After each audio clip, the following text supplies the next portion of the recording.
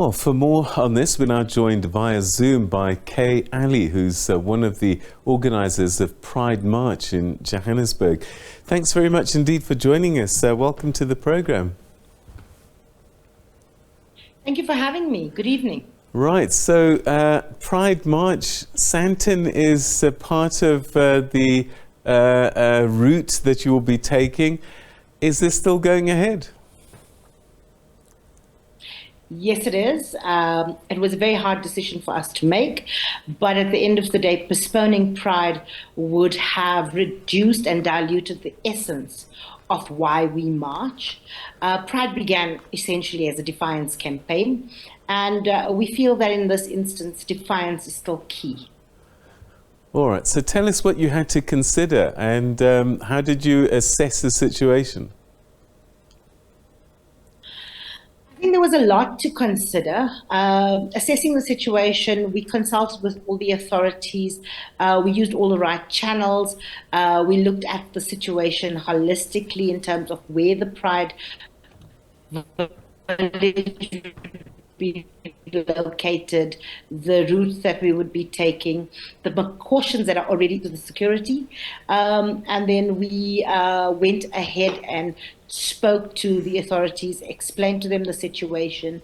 At the end of the day, you know, Pride has a very protestic stance. So when we looked at forging ahead, we have worked for many years with the local authorities, joint operating services, emergency services, and SAPS, as well as JMPD. And we've had, to date, good relationships, good collaborations, and incident-free eventing. So, with all of that in mind, we made the decision to continue because also at the end of the day, capitulating to these types of threats does give us a different sense of vulnerability.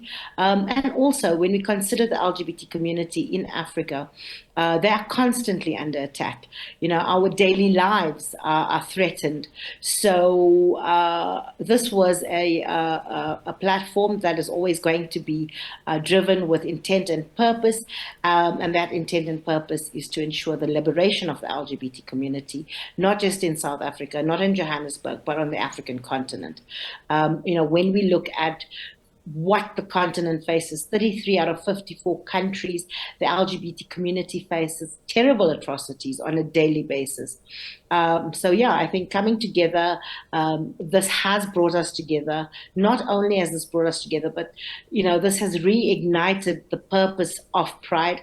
What we've also seen is that the threat has provided an opportunity for homophobes to emerge, inciting comments that are directed at the Pride organization, but also at the LGBT community, which tear at the very core of our existence.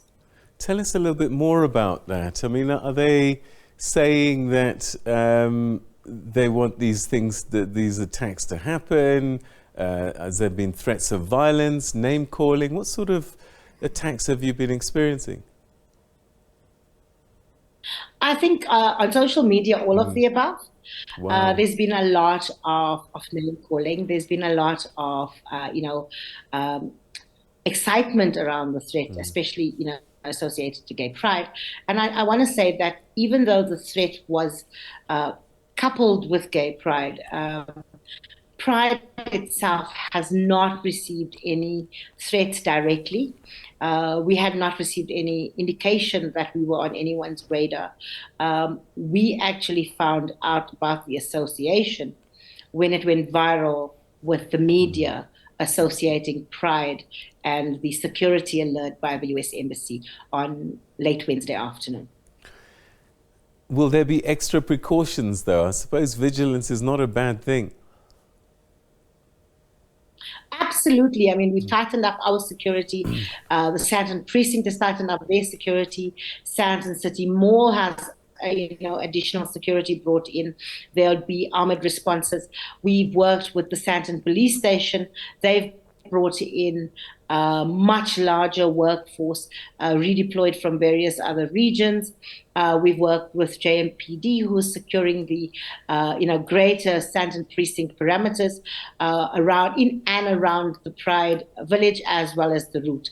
So, we have quite a number of contingency plans in place, and we are comfortable today with where we are in terms of our planning and our execution, which is currently in process. So we are preparing to welcome our family tomorrow at the assembly point, which is the Pride Village outside Sandton City Mall. And then at 2:00, we will take to the streets to assert our value and express our freedom. And I think at the end of the day, we need to maintain our freedom of movement and our freedom of expression, which is our constitutional right. All right, tell us about the march itself. When I've seen it on television, I'm reminded of the spectacle, which is the Notting Hill Carnival in London. Is it the same grand spectacle that we'll see? So it is, but it's slightly different. So what we have done in the last 10 years is we've also evolved in terms of how we march and what we actually do, and we become more socially conscious. So the march does not allow for any motorized vehicles. We are trying to leave as little impact on the environment as possible. So we march through Sandton. Everyone marches on foot because everyone is equal in the march. And that's what Pride is also a stand of equality. So you find that our community is extremely expressive, extremely creative, and there's never a dull moment. I mean, there's colorful banners, there's colorful posters that are made. People are dressed flamboyantly, beautifully. I mean, there's fashion statements that are being made, second to none. And I think it's a rainbow of color, of people. And, it really is a sense of family. And we haven't had our family gathering for 2 years. So this for us is, in a sense, a reunion. All right. I mean, this has been going on for decades now. What is the overarching message that you try to get across with a Pride March? And has it been helping over time? So the message is that our mission in terms of Pride is to liberate every African on the African continent to live their most authentic lives. We have not really managed throughout the continent. This is the 33rd Johannesburg Pride March, but we have made small progresses. So South Africa has seen a number of prides across the country start, and they're doing very well, and they're growing in terms of support.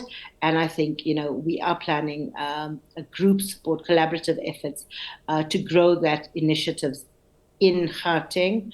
Outside of Gauteng, one of the Pride of Africa pillars is to promote more advocacy. But because we're an unfunded non-profit company, when we thought of how do we help promote advocacy in Africa, we took the route of then saying, what do we know how to do and how do we do it good?